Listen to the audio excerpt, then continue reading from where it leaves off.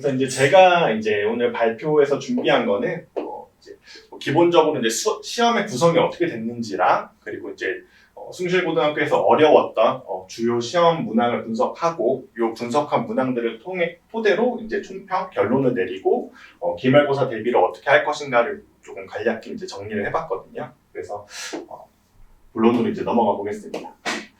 기본적으로 이제 숭실고등학교는 교과서는 이제 미래인 교과서 쓰게 되고요. 그리고 부교재로 이제 요거 EBS 올림포스 전국 연합 학력평가 기출 문제를 학교에서 다루고 있어요. 그래서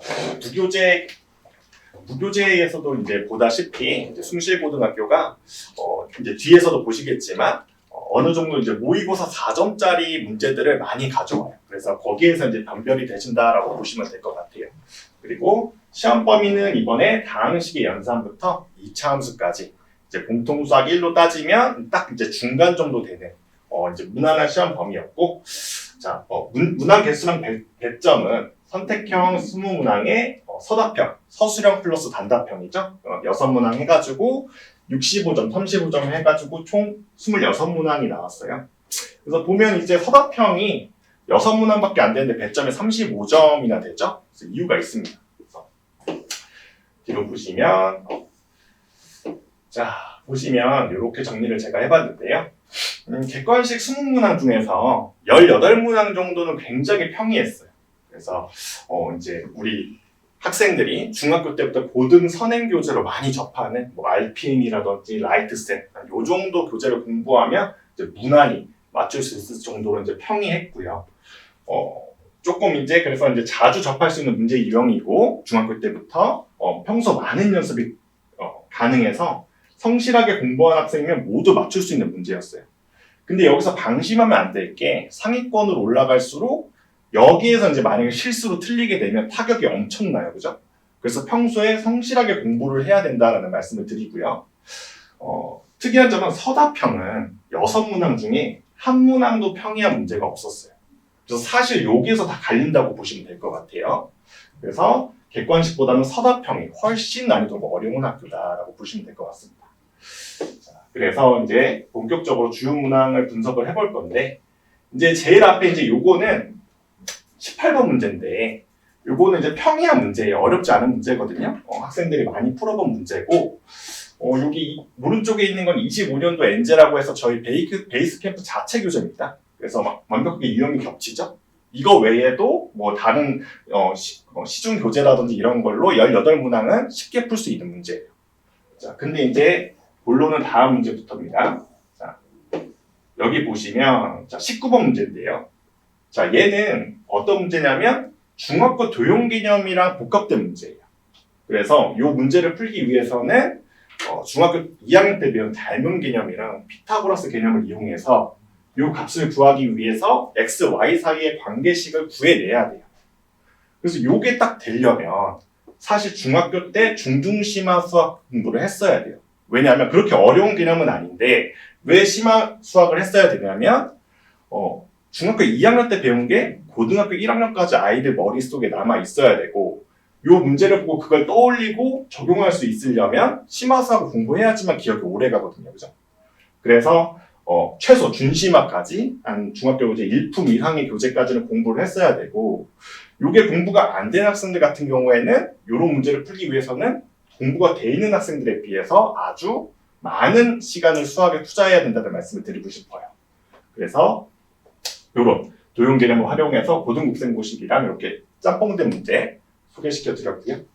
자, 그 다음에 이제 뒤로 넘어가 보면 자, 이제부터 서답형 문제입니다. 서술형 1번 문제예요. 네. 그렇게 어려운 문제는 아닌데 증명 문제입니다. 그래서 좀 탄탄한 개념적 이해를 하고 있어야 풀 수 있는 문제예요. 근데 사실은 증명 문제는 대부분의 학교에서는 일반적으로 학교에서 사전에 낼 것이라고 공지를 해요. 그래서 충분한 대비는 가능은 합니다. 근데 간혹 얘기 안 해줄 때도 있어요. 그럴 때 풀려면 수학적인 개념 이해도가 아주 깊어야 돼요.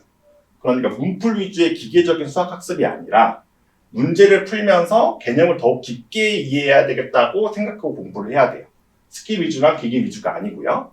그리고 학교 선생님들이 다음 문제랑 다음 문제도 나와 있는데 마지막 문제였거든요. 자, 이게 한 문제입니다. 수학 문제인데 이게 하나의 문제예요. 긴글 유형이라고 해서 수능에서도 한 번씩 나오는 약간 증명과는 성격이 다르지만 약간 수능에서 빈칸 채우기 같은 약간 이런 유형이거든요. 이런 것도 개념적인 이해도가 굉장히 있어야 돼요. 근데 사실은 개념적인 이해가 잘 되어 있는 학생은 모고 4점짜리 킬러 유형 있죠? 29번, 30번 이런 문제들보다 사실 오히려 쉽게 그냥 맞출 수 있어요. 그냥 자기 걸로 가져올 수 있는데 그런 약간 수학적인 이해도가 깊지 못한 문풀 위주의 스킬 위주의 학습을 한 친구들 같은 경우에는 이건 굉장히 어렵죠. 손도 못 댑니다. 사실 그냥 틀려요. 그래서 학교 선생님들이 수학 다 이제 전통 수학 교육을 전공하신 선생님들이기 때문에 이런 문제들을 굉장히 좋아합니다. 학생들 개념들 탁 건드리는 문제예요. 그래서 또 반대로 얘기하면 학생들은 이런 문제를 굉장히 싫어하게 되죠. 일부 수학을 좋아하는 일부 학생들 빼고는 굉장히 싫어하는 문제이기 때문에 변별력이 아주 높은 문제라고 할 수 있겠습니다. 그래서 평소 공부를 할 때 개념, 수학적 개념, 증명도 해보고 개념 강의에서 선생님이랑 증명도 해보고 그 증명을 토대로 깊이 있는 이해를 하고 그거를 적용하는 문제 연습을 철저하게 해야 되겠어요. 자, 그리고 이제 다음으로 넘어가 보면 자, 이번에는 서답형 2번입니다. 자, 근데 오른쪽 문제를 보면 완벽히 동일하다는 게 보이세요? 숫자만 다르죠? 오른쪽 문제가 뭐냐면 21년도 11월에 고1 모의고사 16번 문제예요. 그죠? 그냥 그대로 긁어온 거예요. 학교 선생님이. 그죠? 그냥 그대로 긁어와서 숫자만 바꿔서 냈습니다. 요거랑 요 다음도 보시면요. 바로 그 다음 서답형 3번 문제입니다. 똑같은 문제입니다. 그죠? 22년도 6월 모의고사에서 그냥 퍼왔어요. 그죠? 완벽히 가나 조건까지 똑같아요. 마지막 요 결론만 다르죠. 그리고요, 또 다음 보시면요. 연대로 나옵니다. 서답형 4번 문제입니다. 완벽히 똑같습니다. 23년도 6월 5일 모의고사 28번 문제예요. 그죠? 얘는 함수까지 똑같이 줬어요. 그죠? 함수까지 똑같이 줬고, 여기 얘는 플러스고 얘는 마이너스네요. 요거만 다른 문제였습니다. 그래서 그냥 아예 긁어온다. 그리고 고1 28번 문제, 29문제 이런 거는 킬러 유형이죠. 그죠? 그러니까 이런 것까지 맞추려면 학생들이 고등 심화 과정까지도 공부가 돼야 되겠다라고 말씀드릴 수 있을 것 같아요. 자, 그리고 다음 보면 이제 문항 분석을 하면서 이런 유형을 봤어요. 얘는 제가 다 뒤져봤는데 시중교재부터 모의고사까지 다 뒤져봤는데 이런 문제는 없더라고요. 그래서 요거는 이제 학교 선생님이 창작한 문제예요. 근데 창작한 문제라고 해서 완벽히 막 어디서 본 적도 없는 그런 심리형이 아니고요. 뭐 모의고사라든지 교과서라든지 시중교재를 문제를 변형하거나 아니면 두 개 문제를 가지고 와서 섞거나 이렇게 해가지고 만든 문제예요. 그래서 성실하게 학생이 공부를 했다면 맞추지 못할 문제가 아닙니다. 그래서 아까 전에 위에서도 봤지만 그대로 가지고 와서 쓰고 우리가 사전에 완벽하게 모르는 심리형이 아니기 때문에 평소에 많은 문제풀이랑 학원 수업을 듣게 되면 충분히 대비는 된다는 걸 알 수 있어요.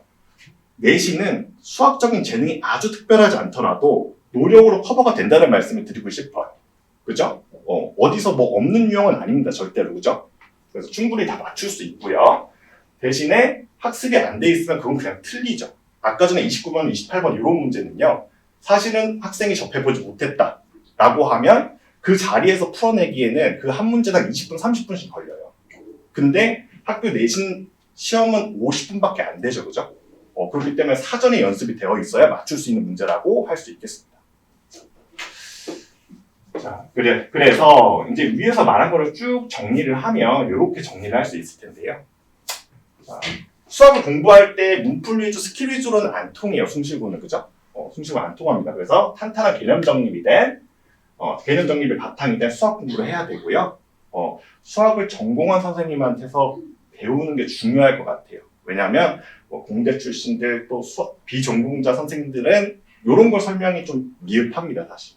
그래서 그런 게 중요하고요. 숭실고 수학 상위권을 노린다면 심화 수학 학습이 필수가 되겠어요. 아까 전에 29번, 28번 이런 건 당연히 블랙 라벨급이겠죠, 그죠? 이래야 1등급을 안정적으로 받을 수 있겠다. 그래서 이제 시험 대비 핵심 교재로 이게 중요한데요.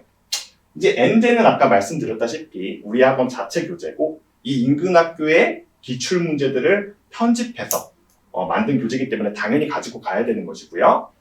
선생님은 요거 마플 시너지 교재가 굉장히 중요할 것 같아요. 마플 시너지 교재가 유형이 굉장히 많고요. 촘촘하고요. 그리고 모의고사 유형, 그리고 모의고사 변형 유형까지 다 담고 있는 교재입니다. 그래서 기본적으로 얘는 다 풀어보는 게 좋을 것 같고 여기에 추가적으로 자이스토리 곁들이면 아주 좋을 것 같아요. 그리고 아까 나머지 킬러 유형들 맞추려면 블랙라벨, 올림푸스, 마더턴 같은 전국 연합 학력고사, 모의고사 유형 4점까지 연습을 해야 안정적으로 1등급 받을 수 있겠고 또 모고 유형에 익숙해질 수 있도록 평소에 정기적으로 자체 모의고사 실시하면 좋을 것 같아요. 네, 그래서 제가 준비한 건 여기까지입니다.